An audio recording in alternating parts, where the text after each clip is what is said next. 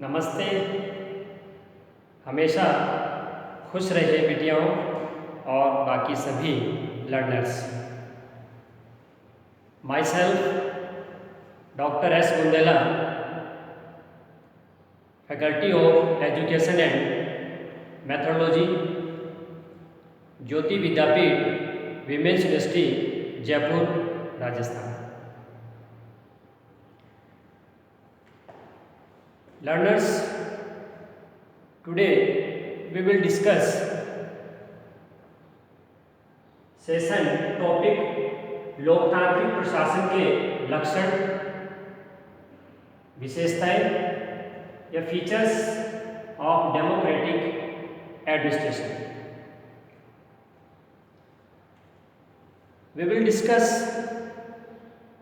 point to point about this session.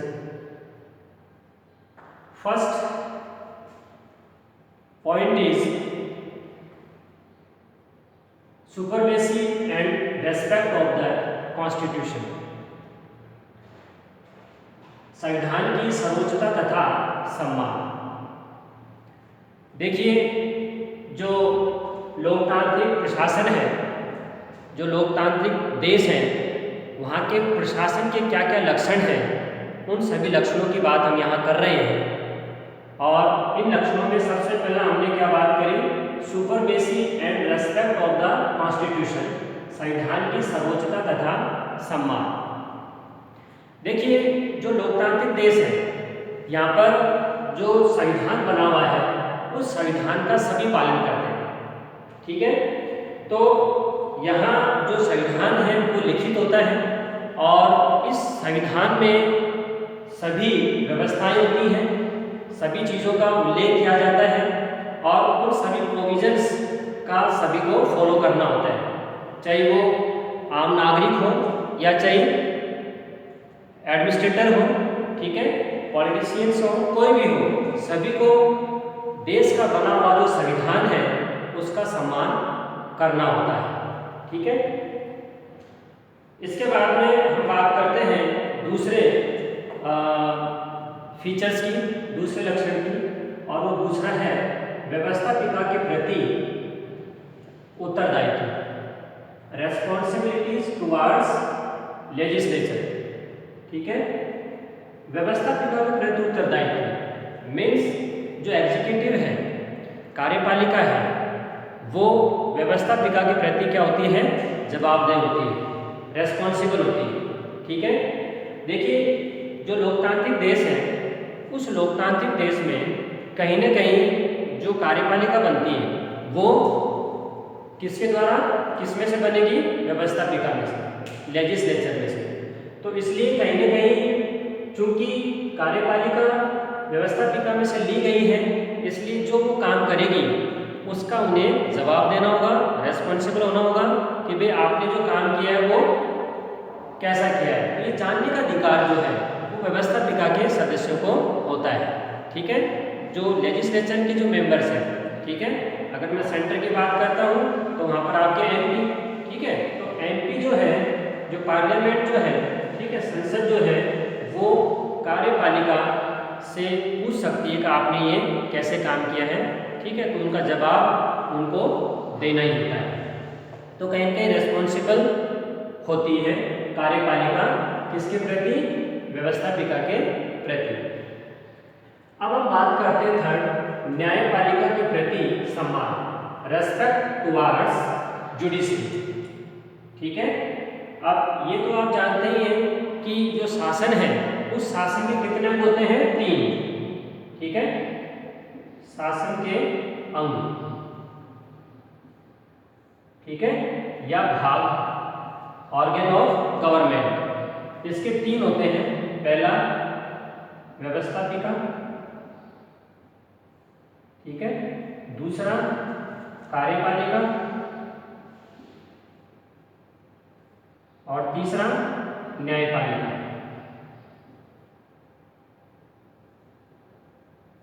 ठीक है, organ of government, 3 organ, first is legislature, ठीक है, व्यवस्थापिका, second is executive कार्यपालिका and third is न्यायपालिका, judiciary. और देखिए जो तीनों ही जो पार्ट है, तीनों ही जो अंग है, ऑर्गन है, तीनों के ही अलग अलग काम होते हैं, ठीक है। जिसमें व्यवस्थापिका क्या करती है, कानून बनाना इसका काम होता है। फिर जो कार्यपालिका क्या करती है, उन्हें लागू करती है, ठीक है। और न्यायपालिका क्या करती है, इनकी व्याख्या करती है, ठीक है। तो कहीं न कहीं जो न्यायपालिका है, ठीक है, वो एक सशक्त भूमिका निभाती है, ठीक है।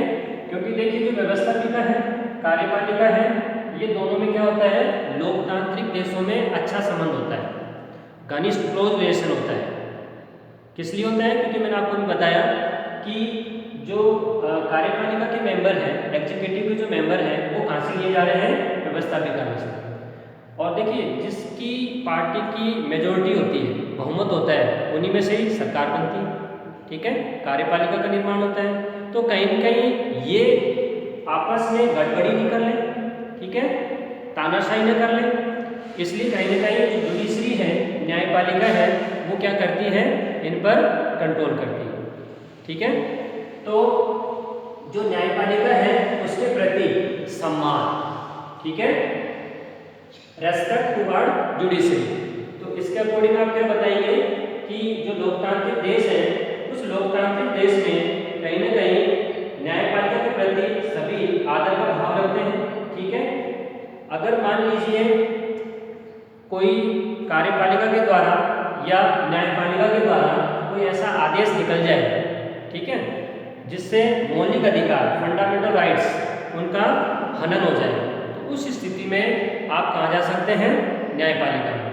तो न्यायपालिका उसको एनालिसिस करेगी, देखेगी कि वो सही है कि नहीं है, कॉन्स्टिट्यूशनल वे में सही है तो ठीक है, नहीं है तो उसको वो रिजेक्ट भी कर सकती है। और उसका सम्मान अधिकारी को करना पड़ेगा, लेजिस्लेचर को करना पड़ेगा, ठीक है, कि उन्होंने जो कानून बनाया वो सही है कि नहीं है। तो ये सभी कहीं न कहीं न्यायपालिका से जुड़ा रहता है, ठीक है। तो उसके द्वारा दिए गए डिसीजंस को सभी को फॉलो करना होता है, उसका सम्मान करना होता है, ठीक है। तो नागरिक क्या कर सकता है, व्यवस्थापिका और कार्यपालिका इनके द्वारा बनाए गए, ठीक है, कानूनों के बारे में क्या कर सकता है, समीक्षा करवा सकता है, ठीक है।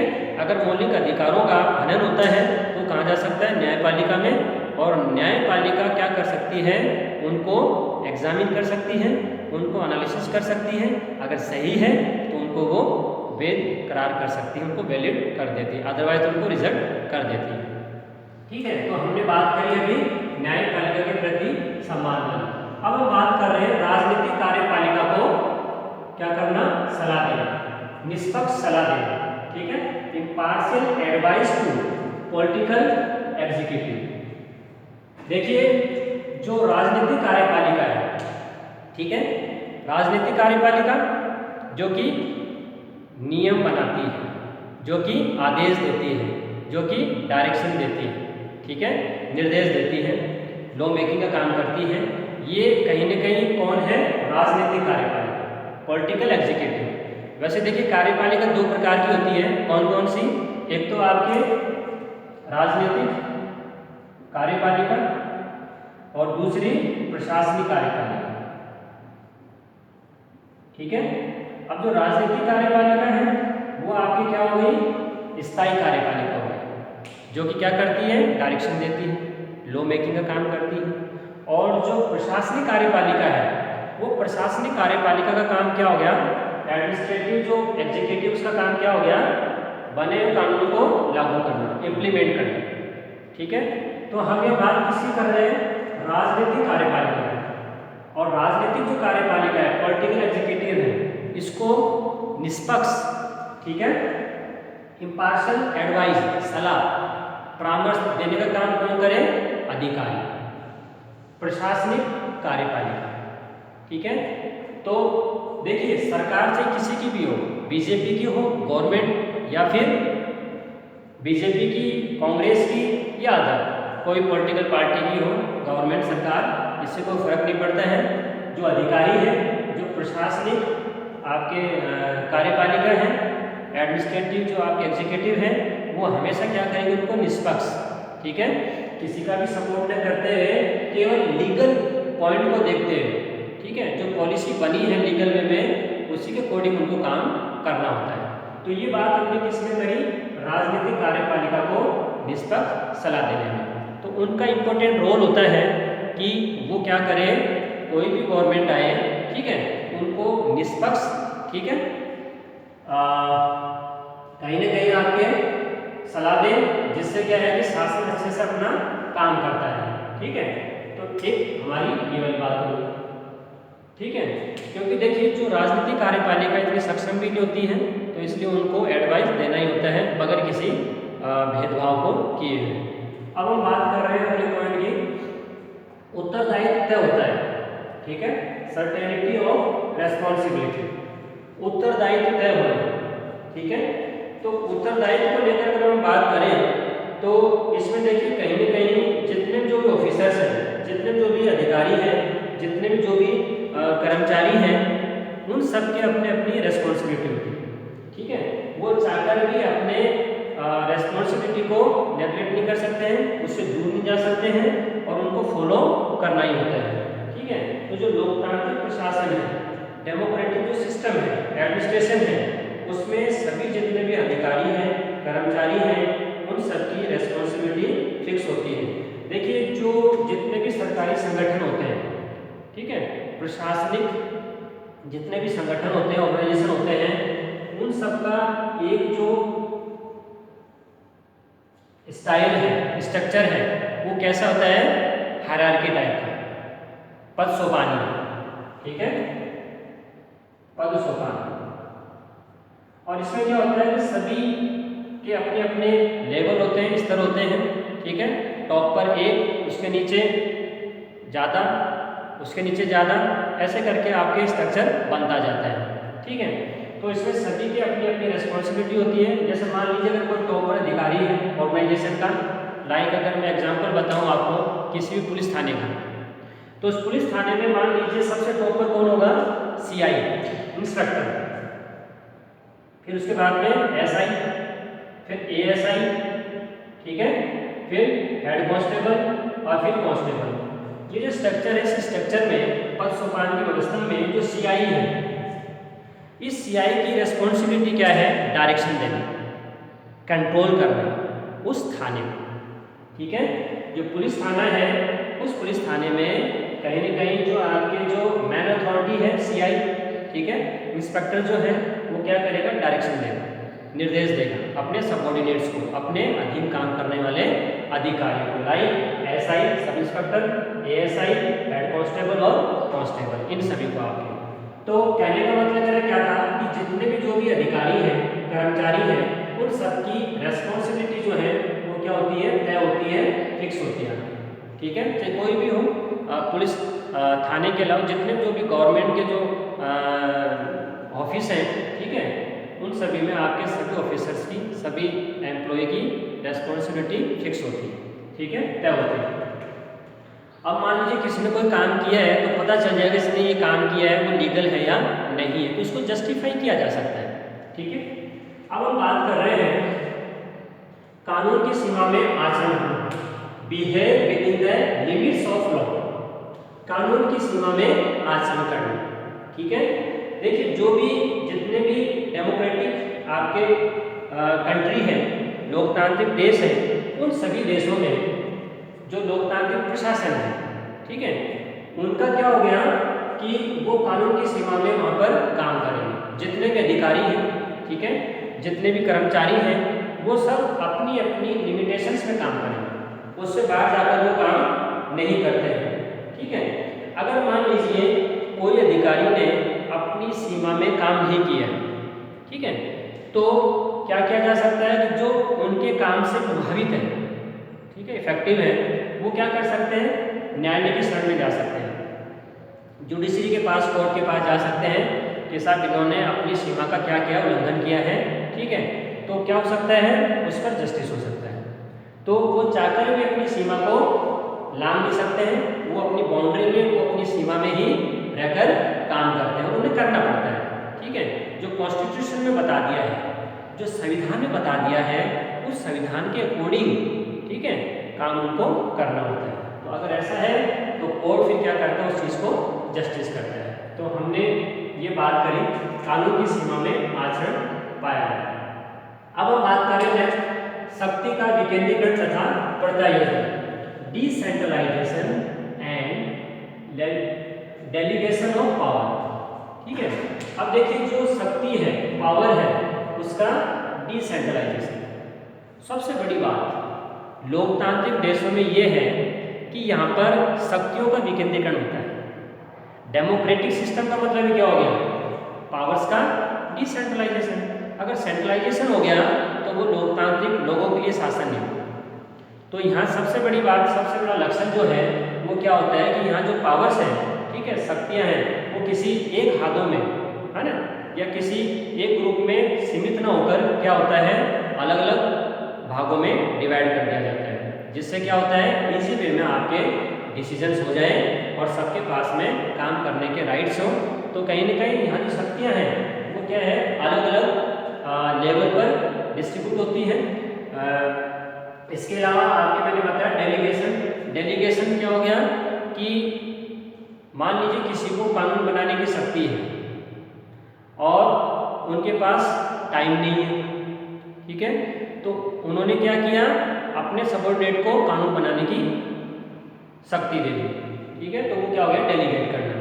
जैसे मान लीजिए कोई प्रिंसिपल है किसी कॉलेज का और उनको कहीं बाहर जाना है काम से, एक दिन दो दिन के लिए, और उन्होंने क्या किया, अपने काम को अपने सबऑर्डिनेट को दे दिया, वो प्राचार्य, ठीक है, तो उनको काम नहीं दिया कि भैया मैं एक या दो दिन नहीं आ रहा हूँ, है ना, तो आप इस कॉलेज यूनिवर्सिटी को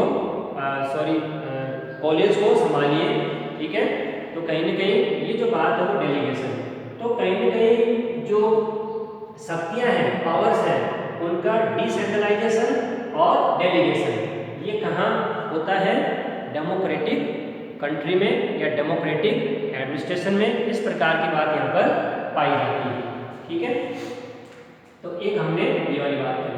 अब हम बात कर रहे हैं प्रशासन का लोकतांत्रिक ढांचा तथा आचरण, democratic structure and behaviour of administration, ठीक है। प्रशासन का लोकतांत्रिक ढांचा तथा आचरण। अब देखिए यहाँ का जो प्रशासन है उसका स्ट्रक्चर किस प्रकार का है, डेमोक्रेटिक, लोकतांत्रिक है, प्रजातंत्रीय है, ठीक है। अब देखिए यहाँ पर जो भी काम होंगे वो कहीं ना कहीं डिक्टेटरशिप वाली बात पर नहीं होगा, बल्कि सबको इक्वल मानकर काम होगा। सभी जो भी लोग हैं, ठीक है, कर्मचारी हैं, उन सभी को समान माना जाएगा। और देखिए यहाँ पर जो भर्ती होती है वो क्या होती है, मेरिट बेस्ड, योग्यता के आधार पर भर्ती होती है। ये नहीं हर किसी को अमेरिका की तरह लूट प्रणाली के अकॉर्डिंग हर किसी को भर्ती कर लिया, ले लिया, नहीं, यहाँ पर इस प्रकार की बात नहीं चलेगी। जहाँ लोकतांत्रिक प्रशासन है, ठीक है, डेमोक्रेटिक जो आपकी एडमिनिस्ट्रेशन है, वो क्या करता है कि जो भी यहाँ भर्ती होती है, रिक्रूटमेंट होता है, वो मेरिट बेस्ड होता है, योग्यता के आधार पर होता है आपके। तो कहीं ना कहीं आपके इस प्रकार की बात आप बता सकते हैं कि यहाँ पर क्या होगा, आपके एक तो जो भर्ती होगी वो क्या होगी, योग्यता के आधार पर होगी आपकी, ठीक है। तो इस प्रकार की बात आप इसमें बता सकते हैं। इसके अलावा जितने जो भी नागरिक होंगे उन सभी नागरिकों को समान माना जाएगा, ठीक है, और सबके साथ समानता का व्यवहार किया जाएगा। ऐसा नहीं है कि अमीर के साथ में अलग पॉलिसी, गरीब के साथ में अलग पॉलिसी, नहीं, सबके साथ इक्वलिटी को लेते हुए, सबको समान मानते हुए और उस प्रकार से काम किया जाएगा जिससे शासन में कोई भेदभाव वाली बात नहीं आए। तो यहाँ का जो स्ट्रक्चर है वो कैसा होगा, लोकतांत्रिक, ठीक है, डेमोक्रेटिक स्ट्रक्चर होगा और सबके साथ में समानता का व्यवहार किया जाएगा। तो ये वाली बात आप इसमें बता सकते हैं। नेक्स्ट बात करते हैं राजनीतिक जो है उनकी सर्वोच्चता, सुप्रीमेसी ऑफ पॉलिटिकल लीडरशिप, राजनेताओं की सुप्रीमेसी, ठीक है।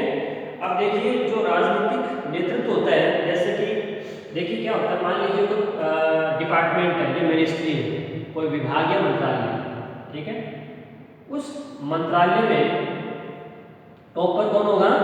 मंत्री, फिर सचिव, ठीक है। किसी मिनिस्ट्री में टॉप पर कौन होगा? मिनिस्टर, देन उसके बाद में सेक्रेटरी, सचिव, ठीक है। ये तो क्या करेगा? मिनिस्टर पॉलिसी मेकिंग का काम करेगा, नीति निर्माण का काम करेगा, और ये जो सेक्रेटरी है, सचिव है, वो क्या काम करेगा? उन बनी नीतियों को फॉलो करेगा, ठीक है, इम्प्लीमेंट करेगा, है ना। तो कहीं कहीं हमेशा टॉप पर कौन हुआ? कौन हुआ? राजनीतिक अधिकारी, ठीक है। तो यहाँ जो है इसकी सुप्रीमेसी बनी रहती है, लीडरशिप बनी रहती है, क्योंकि क्या करता है? डायरेक्शन देता है, और जो काम होता है उस काम में अगर कोई प्रॉब्लम आती है, डिफिकल्टीज आती हैं, तो उनको सॉर्ट आउट भी करता है। तो ये सभी काम कहीं कहीं आपके पॉलिटिकल लेवल पर होता है, वो टॉप पर होता है, ठीक है, सर्वोच्च होता है, हमेशा कहीं न कहीं वो क्या करता है? डायरेक्शन देता रहता है, और इनके द्वारा अपने कर्मचारी अधिकारियों में एक तो आत्मबल बढ़ाने की कोशिश की जाती है, उनका मोटिवेट किया जाता है काम करने के लिए, ठीक है। तो कहीं न कहीं टॉप पर यही होते हैं, क्योंकि देखिए रिक्रूट करना हो, ट्रांसफर करना हो, है ना, और कंट्रोल करना हो, तो उन सभी में आपके कहीं न कहीं इन्हीं की राजनेताओं की भूमिका ही बनी रहती है, और जो मंत्री हैं वो हमेशा टॉप पर बने रहते हैं, उन्हीं के डायरेक्शंस में बाकी सभी जितने जो भी ऑफिसर्स हैं वो सभी काम करते हैं आपके। तो हमने अभी बात करी अभी कौन सी? राजनीतिक सुप्रीमेसी, ठीक है, या राजनीतिक सर्वोच्चता, सुप्रीमेसी ऑफ पॉलिटिकल लीडरशिप, ठीक है, नेतृत्व की सर्वोच्चता, राजनीतिक नेतृत्व बोल दीजिए इसे, नेतृत्व की सर्वोच्चता। अब हम बात कर रहे हैं प्रशासन की राजनीति से तटस्थता, न्यूट्रलिटी फ्रॉम पॉलिटिक्स। राजनीति जो है उससे तटस्थ, किसकी? प्रशासन की। देखिए जो राजनीति है, ठीक है, वो एक बहुत बड़ा एरिया है, उसमें उतार चढ़ाव चलता रहता है, कभी किसकी सरकार, कभी किसकी सरकार, कभी बीजेपी, कभी कांग्रेस, कभी दूसरी सरकार। पर ये जो प्रशासन है ये स्थायी रहता है, और स्थायी रहकर अपना काम करता है, ठीक है। तो ये जो प्रशासन है वो राजनीति से तटस्थ रहकर काम करता है, ये न तो किसी चुनाव में भाग ले सकता है, और न ही किसी को आर्थिक सहायता देता है, ठीक है, और देना भी नहीं। लोकतांत्रिक जो प्रशासन है उसमें यही है कि वो तटस्थ रहकर काम करेगा, किसी के फेवर में काम नहीं करेगा, ठीक है। तो ये बात आप इसमें बता सकते हैं, राजनीति से तटस्थता में, ठीक है। तो प्रशासन जो है वो हमेशा निष्पक्ष होकर काम करेगा, चाहे कोई सी भी गवर्नमेंट आ जाए, ठीक है, पॉलिटिकल पार्टी आ जाए, उससे मतलब नहीं होता है, उसे तो केवल अपना निष्पक्ष होकर काम करना होता है ना। तो ये बात आप इसमें बता सकते हैं।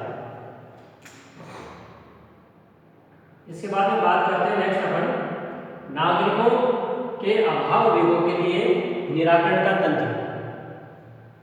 नागरिकों के अभाव अभियोगों के निराकरण का तंत्र, machinery for redressal of citizens grievances. देखिए लोकतांत्रिक देशों में क्या होता है कि कहीं न कहीं कोई करप्शन वाली बात तो नहीं हो रही, जो पॉलिसी बनी है, जो लॉ बने हैं उसका मिसयूज तो नहीं हो रहा है। अगर ऐसा होता है तो डेमोक्रेटिक जो कंट्री है, जो डेमोक्रेटिक जो स्ट्रक्चर है, एडमिनिस्ट्रेशन है, उसमें इसके बारे में प्रोविजन किया गया है। क्या किया गया है कि अगर किसी की कोई ग्रीवेंसेज हैं, शिकायतें हैं, ठीक है, तो उनको दूर करने के लिए यहाँ कुछ ऑर्गेनाइजेशन बने हुए हैं, कुछ सिस्टम बने हुए हैं, जिसमें आपकी लोकपाल, ठीक है, लोकायुक्त, ये मैं अगर भारत की बात करूं, ठीक है, तो इसमें लोकपाल है सेंट्रल लेवल पर, केंद्र लेवल पर, ठीक है, जो कि क्या करता है, जितने भी जो भी करप्शन संबंधित काम होते हैं, भ्रष्टाचार संबंधी काम होते हैं, उन सब की जांच करता है। ये इसके पास में पावर होता है जो पूरे भारत के राज्यों में, केंद्र में, हर जगह ये जांच कर सकता है, ठीक है। इसके अलावा अगर मैं राज्यों की बात करूं तो राज्यों में क्या होता है, लोकायुक्त, ठीक है। जो लोकायुक्त है वो हर राज्य में होता है, ठीक है। उन राज्यों में इसका काम क्या होता है कि राज्य में अगर कहीं भ्रष्टाचार से संबंधित कोई शिकायत है तो ये सुनता है किसी भी डिपार्टमेंट की, ठीक है। और उनकी जांच कर कर अपनी रिपोर्ट सरकार को देता है, उस पर जिस पर एक्शन होता है। ठीक है, इसके अलावा आपके सतर्कता आयोग, केंद्रीय सतर्कता आयोग,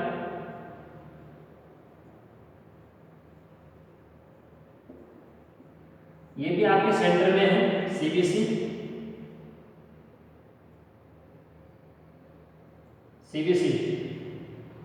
सेंट्रल विजिलेशन कमेटी। ठीक है, केंद्रीय सतर्कता आयोग ये भी क्या करता है, केंद्रीय कर्मचारियों के भ्रष्टाचार से संबंधित मामलों की सुनवाई करता है, इन्वेस्टिगेशन करता है, फिर उसके बाद में रिपोर्ट अपनी गवर्नमेंट को देता है, जिस पर एक्शन लिया जाता है। तो कहीं ना कहीं जो डेमोक्रेटिक स्टेट है, एडमिनिस्ट्रेशन है, उसमें क्या होता है कि नागरिकों के अभाव अभियोगों के निराकरण की व्यवस्था होती है, जिसके लिए सिस्टम होता है, तंत्र होता है, मशीनरी होती है, जिसमें हमने क्या क्या बात करी, लोकपाल की, ठीक है, इसके बाद में लोकायुक्त की बात करी और उसके बाद में सीबीसी की बात करी। ऐसे देखिए स्टेट्स में भी अपनी अलग अलग मशीनरी होती है जो कि क्या करती है, भ्रष्टाचार से संबंधित मामलों की जांच करती है। तो ये बात हम इसमें बता सकते हैं। अब इसके बाद हम बात करते हैं कार्मिकों के संगठनों को मान्यता। देखिए जो जितने भी संगठन होते हैं, प्रशासनिक, ठीक है, विभाग होते हैं, ऑर्गेनाइजेशन होते हैं, रिकॉग्नाइजेशन टू एम्प्लॉय ऑर्गेनाइजेशंस। हमारा जो भारतीय संविधान है, डेमोक्रेटिक सिस्टम का, ठीक है, लोकतांत्रिक व्यवस्था का, वहाँ क्या होता है कि कर्मचारियों के संगठन उनको मान्यता मिलती है। ठीक है, मान लीजिए आईएएस लोग भी हैं, भारतीय प्रशासन सेवा के अधिकारी अपनी मांग को रखना चाहते हैं, अपने कैटेगरी का डेवलपमेंट करना चाहते हैं, उनका विकास करना चाहते हैं, तो इसके लिए उन्होंने एक अपना संगठन बना लिया, एक फिक्स फॉर्मेट में, एक निश्चित प्रारूप में वो अप्लाई करते हैं, तब उसके बाद में उनको मान्यता मिल जाती है। ठीक है, ऐसे मान लीजिए कोई आरएस है, आरएस के लोग भी हैं, राष्ट्रीय प्रशासन सेवा के अधिकारियों को अगर कोई अपना संगठन बनाना है तो वो भी अप्लाई कर सकते हैं, उनका भी बन जाता है। और ये संगठन कई बने हैं जो कि अपने अपने इंटरेस्ट के लिए, अपने अपने लाभ के लिए काम करते हैं। ठीक है, तो ये बात कहीं ना कहीं मान लीजिए जैसे और भी ऐसे कर्मचारी जो होते हैं, जैसे मान लीजिए कोई आपके लिपिक है, क्लर्क है, उनको भी अपने डेवलपमेंट करना है, अपने हित के लिए बात करनी है, तो उनके भी अपने अपने क्या होते हैं, ऑर्गेनाइजेशन बने होते हैं। बस बात यही है कि सबको एक अपना निश्चित फॉर्मेट प्रारूप देना होता है, उस फॉर्मेट को अगर सही लगता है तो वो परमिशन देने वाली अथॉरिटी उनको क्या करती है, परमिट कर देती है कि भाई ठीक आप अपना संगठन बना लीजिए, तो वो अपने अपने हित के लिए, इंटरेस्ट के लिए काम करते रहते हैं। इसके बाद हम बात करते हैं नेक्स्ट, प्रशासन में जनता की अधिकतम सहभागिता, maximum participation of people in administration. ठीक है, देखिए जो डेमोक्रेटिक कंट्री है, डेमोक्रेटिक एडमिनिस्ट्रेशन है, उसमें क्या होता है कि यहाँ आपके प्रशासन में जनता की अधिकतम सहभागिता बनी रहती है। क्योंकि देखिए पॉलिसी बनना बड़ी बात नहीं है, जो डेमोक्रेटिक एडमिनिस्ट्रेशन है वहाँ नीतियाँ तो बन जाती हैं, ठीक है, पॉलिसियाँ बन गई, बट जब तक उसमें पब्लिक का, लोगों का साथ नहीं होता है, तब तक वो पॉलिसी इम्प्लीमेंट पूर्ण रूप से सही नहीं हो पाती है। ठीक है, मान लीजिए एजुकेशन को लेकर बनी है ना, और दूसरे लेवल को हेल्थ को लेकर बनी, अगर लोग उसमें हेल्प नहीं करेंगे, उसके साथ नहीं जुड़ेंगे, तो वो पॉलिसी कभी भी आपके संभव नहीं हो पाती है या इम्प्लीमेंट 100% नहीं हो पाती है।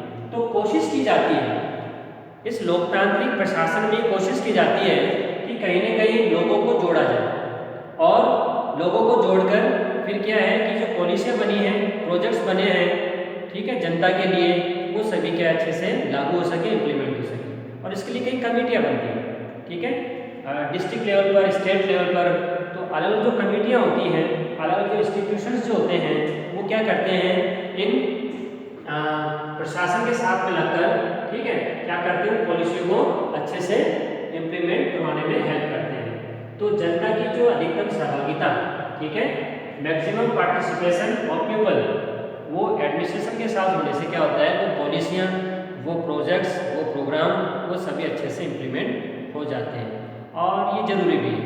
ठीक है, तो कहीं ना कहीं हमने इस पॉइंट को यहाँ पर देखा जिसमें दोनों ही मिलकर क्या करते हैं, नीतियों को, पॉलिसीज को आगे बढ़ाने की कोशिश करते हैं। अब हम बात कर रहे हैं नेक्स्ट, प्रशासन का केंद्र बिंदु सामान्य व्यक्ति का कल्याण। Focus of administration is welfare common man. ठीक है, प्रशासन का जो केंद्र बिंदु है, मेन ऑब्जेक्टिव, वो क्या है, एक सामान्य नागरिक का कल्याण करना। ये नहीं है कि जो अमीर व्यक्ति है या अप्रोचेबल व्यक्ति है उसी का ही कल्याण हो जाए। मान लीजिए मोदी सरकार से किसी कंपनी का या किसी कंपनी के मालिक का अच्छा संबंध है, ठीक है, और वो पैसा देके काम कराए, तो ये संभव नहीं, क्योंकि हमारा देश डेमोक्रेटिक है, जनता के लिए काम करता है। तो कहीं ना कहीं यहाँ पर कोशिश ये की जाती है कि जो आम व्यक्ति है, ठीक है, जो जनरल, जो कॉमन जो व्यक्ति है, उनका ज़्यादा से ज़्यादा कहीं ना कहीं कल्याण किया जाए, वेलफेयर किया जाए। तो उसी को टारगेट रखते हुए ये पॉलिसियाँ यहाँ पर बनती है, ठीक है, न कि अमीरों के लिए, न कि कोई सिलेक्टेड ग्रुप के लिए। तो यहाँ जो मेन फोकस है, ठीक है, मेन जो केंद्र बिंदु है वो क्या है, जो सामान्य व्यक्ति है उसका कल्याण किया जाए। तो इस प्रकार से यहाँ पर देखने की इस प्रकार से जरूरत होती है।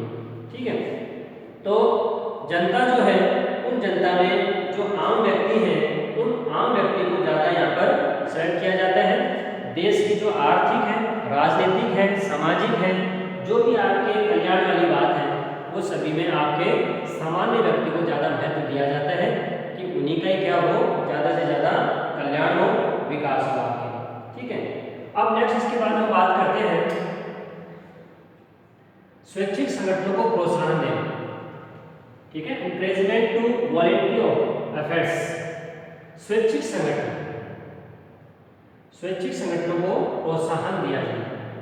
देखिए, जो लोकतांत्रिक प्रशासन है, उन लोकतांत्रिक प्रशासन में ये कोशिश की जाती है कि कहीं न कहीं जो स्वैच्छिक संगठन है, जो स्वेच्छा से बने, जो जनता की इच्छा दिखाते हैं, ठीक है, वो कहीं न कहीं हेल्प करें, है ना। और देखिए, प्रशासन जो है, प्रशासन अकेला अपने आप में कुछ नहीं कर पाता। मान लीजिए कोई नीति बनी, कोई प्रोजेक्ट बना, प्रोग्राम बना सरकार के द्वारा, मंत्री, ठीक है, या सरकार ने प्रोजेक्ट बनाया, नीति बना दी, और बनाने के बाद में अधिकारियों को कह दिया गया कि आप इसको लागू कीजिए। तो ये संभव नहीं है कि केवल अकेला प्रशासन या प्रशासनिक अधिकारी उस काम को पूरा कर दे। इसमें कुछ एनजीओ होते हैं, कुछ स्वैच्छिक संगठन होते हैं जो मन से कुछ करना चाहते हैं, ठीक है, तो वो भी क्या है, इनके साथ में लगकर, है ना, क्या कर सकते हैं, इन बनी हुई नीतियों को, कार्यक्रमों को आगे बढ़ाने में मदद करते हैं। ठीक है, क्योंकि कुछ लोगों में से ही कुछ लोग आते हैं, ठीक है, लोकल लेवल के जो होते हैं उनमें से कुछ लोग आते हैं और वो अपना एक स्वैच्छिक संगठन बना लेते हैं और वो वहाँ की स्थानीय प्रॉब्लम्स को, समस्याओं को जानते हैं, इसलिए प्रशासन के साथ रहकर वो क्या करते हैं, उनको हेल्प करते हैं, है ना। कोई भी समस्या आती है उनको दूर करने में, सॉर्ट आउट करने में उनकी हेल्प करते रहते हैं। तो कहीं ना कहीं ये भी बात आप इसमें बता सकते हैं कि जो प्रशासनिक, जो डेमोक्रेटिक सिस्टम है, ठीक है, लोकतांत्रिक जो प्रशासन है, वहाँ पर जो स्वैच्छिक संगठन है उनका भी बहुत ज़्यादा आपके यहाँ पर रोल होता है। वो भी जो क्या करते हैं, इनकी हेल्प करते हैं पॉलिसियों को, कानूनों को लागू करने में। तो एक ये आप इसमें लक्षण बता सकते हैं। अब नेक्स्ट बात करते हैं हम पारदर्शी प्रशासन।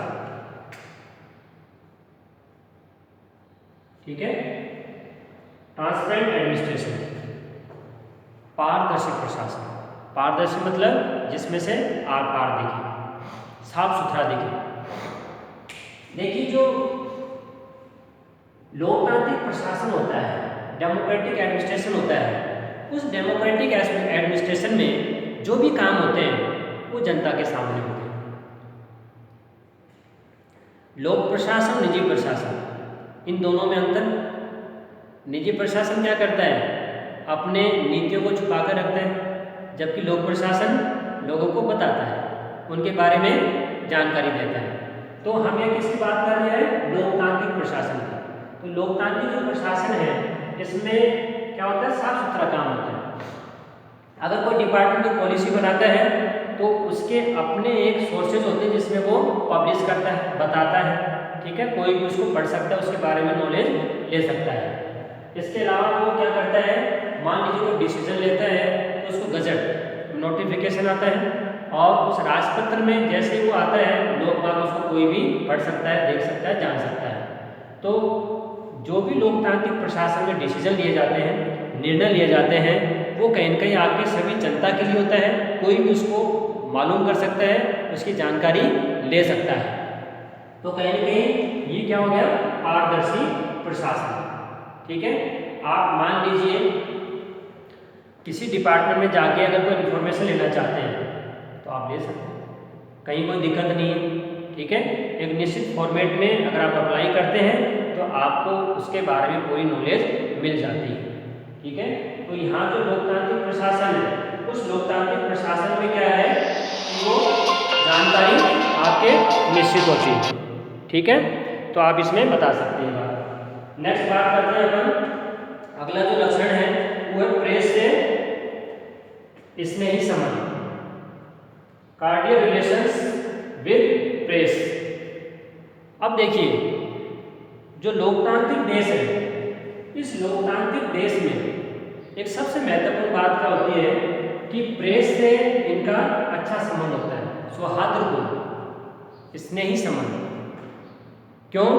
क्योंकि प्रशासन जो है वो अपने तक कोई निर्णय नहीं रखता है ना, उसके बारे में वो जो भी